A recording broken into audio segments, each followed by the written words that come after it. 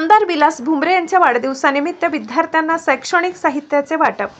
पैठण तालुक्याचे आमदार विलास भुमरे यांच्या वाढदिवसानिमित्त जिल्हा परिषद प्रशाला मराठी तुळजापूर, जिल्हा परिषद प्रशाला नवगाव, जिल्हा परिषद शाळा उर्दू नवगाव, जिल्हा परिषद प्रशाला मुलांची पैठण येथे शिवसेना महिला आघाडीच्या वतीने विद्यार्थ्यांना शैक्षणिक साहित्याचे वाटप करण्यात आले।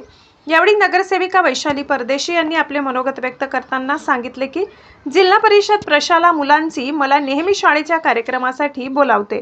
जुनी प्रशाला आणि आताची प्रशाला यामध्ये दिवसेंदिवस फार मोठा बदल झालेला दिसत आहे।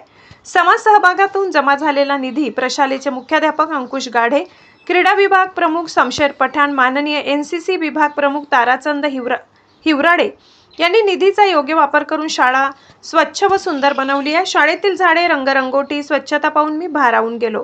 मला तर असे वाटते लहान होऊन याच शाळेत शिकायला यावे। यावेळी विद्यार्थ्यांना शैक्षणिक साहित्य मिळाल्यामुळे विद्यार्थ्यांच्या चेहऱ्यावर आनंद फुलले।